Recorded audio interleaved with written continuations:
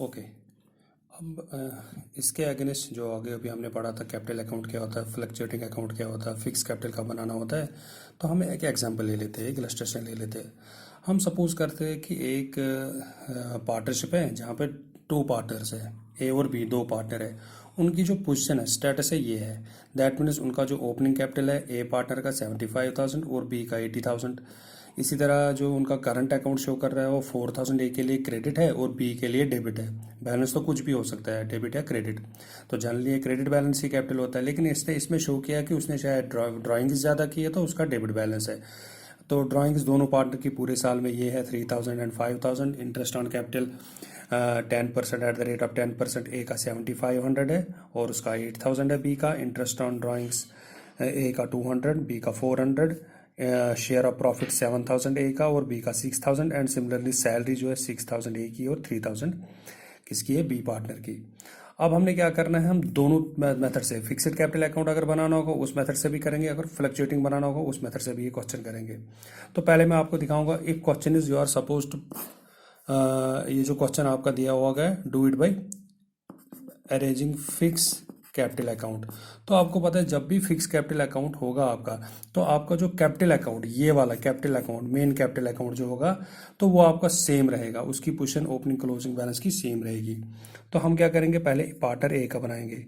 हम लिखेंगे A's capital account. A's capital account में आप क्या करोगे, एज कैपिटल अकाउंट में date, particulars, amount, date, particulars और अमाउंट, ये आपका डेबिट साइड, ये क्रेडिट साइड।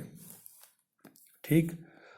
उसके बाद आप डेट में ए का एज ऑन, ये है डेट, पर्टिकुलर्स, ये अमाउंट, डेट, पर्टिकुलर्स और ये आपका अमाउंट। ठीक। तो अब डेट में ऑन 1 अप्रैल 2018, इसका कैपिटल कितना दिया है ए का, हम लिखेंगे बाय बैलेंस ब्रॉट डाउन, कितना 75,000 है इसका, ये हमने 75,000 लिख दिया इसका। ठीक है। तो इसका मतलब और कैपिटल इसमें, इस कैपिटल अकाउंट को, ए फिक्स कैपिटल अकाउंट, इसने आप लोग चेंज नहीं करना है, इसलिए इसकी क्लोजिंग बैलेंस भी यही रहेगी। आप क्या करोगे, आप इस अकाउंट को क्लोज करोगे, क्योंकि कोई एडिशनल कैपिटल ऐड या लेस नहीं हुआ। आप लिखोगे 75,000 टोटल इसका है, तो यहाँ पे भी आप लिखोगे 75,000। ठीक है ना।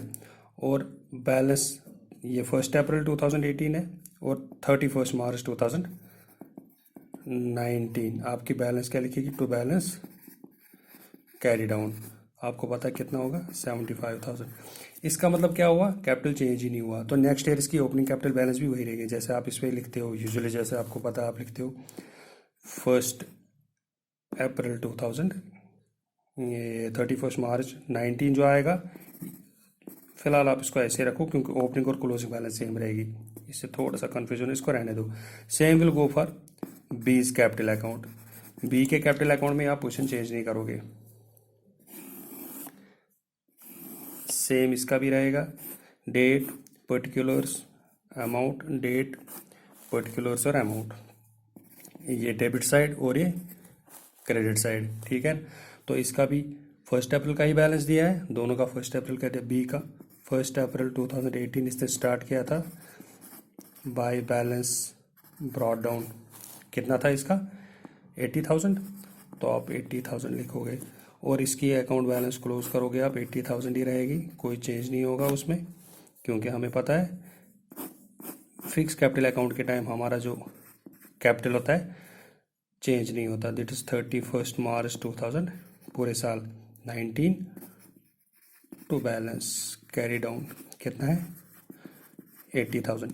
ये नेक्स्ट ईयर आती है, 1 अप्रैल 2019 यहाँ बन जाएगा, तो चलो वो नेक्स्ट है, वो आपको पता ही है 80,000। दैट मीन्स कैपिटल अकाउंट जो होगा ये बिल्कुल चेंज नहीं होगा। अब आपने इसके बाद क्या बनाना है, इन दोनों का करंट अकाउंट बनाना होगा। तो जैसे मैंने आपको पहले भी बोला, करंट अकाउंट में जो भी ऊपर से ये जो अप्रोप्रिएशन है सारे कहाँ पे चले जाएंगे, ये उनके करंट अकाउंट में चले जाएंगे। ठीक।